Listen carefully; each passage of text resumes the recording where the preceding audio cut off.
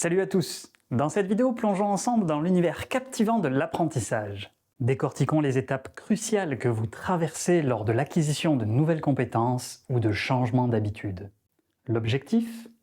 Vous donner les clés pour rester motivé sans succomber à ce sentiment d'impuissance face à l'inconnu. On va passer en revue ces étapes, comprendre pourquoi les précipiter n'est pas la solution, et je vous livrerai quelques astuces pour maintenir votre motivation tout au long de ce processus. À la fin de cette vidéo, vous aurez une meilleure compréhension de vous-même et vous serez prêt à affronter ces situations parfois frustrantes, mais inévitablement enrichissantes. Prêt à redéfinir votre vision de l'apprentissage? Allez, c'est parti! Tout d'abord, il faut savoir que ce modèle est universel, c'est-à-dire que pour n'importe quel apprentissage que vous ferez dans votre vie, vous passerez par ces 4 étapes que je vais vous présenter maintenant. La première, elle représente le moment où je ne sais pas encore que je ne sais pas faire quelque chose. Tout simplement parce que je n'ai pas encore été confronté à la situation où j'ai besoin de réagir par rapport à ça. Je vais prendre l'exemple notamment de la conduite quand on est enfant. Les adultes nous amènent d'un point A à un point B, mais j'ai jamais été derrière le volant, donc je sais pas me servir d'une voiture. La deuxième, c'est le moment où je prends conscience de mon incompétence. C'est le moment où la première fois je me retrouve derrière le volant et où je vois qu'il y a toutes ces choses à gérer. C'est un moment où le stress va monter pour vous permettre de faire face à la situation, mais c'est un moment très inconfortable parce que vous n'avez pas de réponses qui sont adaptées par rapport à ce que vous êtes en train de vivre.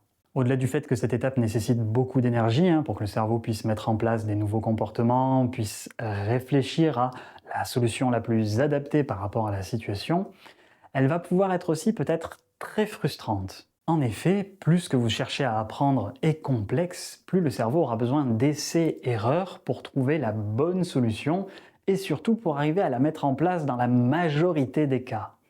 C'est ce qui va créer cette frustration. À force de persévérance, vous arriverez à la 3e étape, à savoir devenir consciemment compétent d'un domaine en particulier. Si je reprends l'exemple de la voiture, c'est le moment où vous avez eu le permis et où on a jugé que vous étiez suffisamment compétent pour faire face aux problématiques qui pouvaient survenir sur la route dans la majorité des cas. Cependant, ce n'est pas forcément un moment où vous allez être complètement relâché, le cerveau est encore novice dans cet apprentissage, donc si on vous parle pendant que vous faites un créneau, vous risquez d'avoir des difficultés à le réaliser. Mais au fil du temps, en conduisant tous les jours, en étant confronté à de nouvelles situations, mon cerveau élargit son champ de compétences et surtout va automatiser tout ça. Il prend l'habitude de le faire, ça va nous demander de moins en moins d'énergie. C'est à ce moment-là où on devient inconsciemment compétent d'un domaine en particulier. Alors ça peut paraître fastidieux de devoir passer par toutes ces étapes, dépenser toute cette énergie, mais on va voir qu'on ne peut pas y couper. Pour autant, je vous donnerai quelques tips là d'ici la fin de la vidéo pour que cette étape la plus frustrante là, elle se passe de la meilleure manière possible. Mais d'abord, on regarde pourquoi ça se passe comme ça dans le cerveau. C'est parti! Pour créer une nouvelle compétence ou pour mettre en place un nouveau comportement, votre cerveau il a besoin de regarder déjà ce qu'il a en stock. Si vous avez déjà 95% des compétences, ça va être beaucoup plus rapide que si vous partez de zéro. Pour créer de nouvelles routes neuronales, votre cerveau il va avoir besoin de pratique, il va avoir besoin d'essayer, de se tromper, de trouver la meilleure façon de réagir possible. On pourrait l'imaginer, par exemple, une personne qui voudrait aller d'un point A à un point B et qui devrait passer par un endroit qui est complètement sauvage. Dans un premier temps, elle pourrait se perdre facilement dans la brousse, mais petit à petit, à force de passer par les mêmes endroits, de définir des points de repère, un chemin pourrait commencer à se tracer, la végétation pourrait commencer à s'écarter un petit peu. Dans cette situation, la personne pourrait commencer à retrouver son chemin un peu plus facilement, au vu des marques qui sont restées sur le sol, mais ça ne l'empêcherait pas de temps en temps de rater un embranchement, d'avoir du mal à progresser parce que la végétation est toujours présente. Petit à petit, avec l'habitude, avec ce passage qui se délimiterait de plus en plus, la personne pourrait facilement retrouver son chemin. À partir d'un certain moment, elle pourrait même goudronner ce chemin et pouvoir le transformer en route pour pouvoir utiliser des moyens de transport beaucoup plus rapides ou pouvoir s'y déplacer facilement.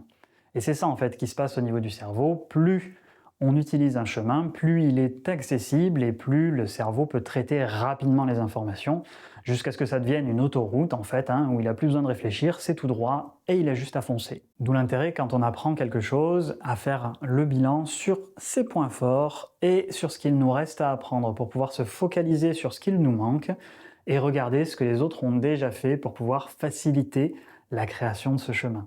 Une fois qu'on a fait cet état des lieux, Ce qu'il va falloir faire pour garder cette motivation, c'est surtout ne pas brûler les étapes. Parce que si vous vous fixez un objectif qui est trop important et que vous ne le segmentez pas en petites parties faciles, en fait, le cerveau va penser que c'est insurmontable, il va avoir trop de nouvelles choses à gérer et donc ça va créer une démotivation. A contrario, si vous vous fixez des petits objectifs simples, une succession, vous aurez l'impression de toujours être en train de progresser. Et ça, le cerveau, il adore, ça vous enverra une décharge de dopamine à chaque fois. Et la dopamine, c'est ce qui nous permet de rester motivés sur la durée pour atteindre nos objectifs. Si je reprends l'exemple du permis, la première fois qu'on vous fait monter dans une voiture, on ne va pas vous demander de tout gérer. On va vous demander de gérer d'abord le volant, puis après peut-être rajouter les clignotants, puis le levier de vitesse mais sans forcément débrayer au départ. C'est pour que vous puissiez gagner progressivement en compétences sans être débordé par trop d'informations. Pensez donc à toujours segmenter en petites tâches simples tout ce que vous avez besoin de faire parce que ça permettra à votre cerveau de vous envoyer de la motivation et à éviter ce mur de la frustration là qu'on peut prendre quand on a des objectifs qui sont vraiment trop compliqués. Si vous avez des questions par rapport aux 4 étapes de l'apprentissage, n'hésitez pas à me les poser directement dans les commentaires et n'hésitez pas à aller voir les autres vidéos de la chaîne afin de pouvoir mieux vous comprendre et vous sublimer. À très vite!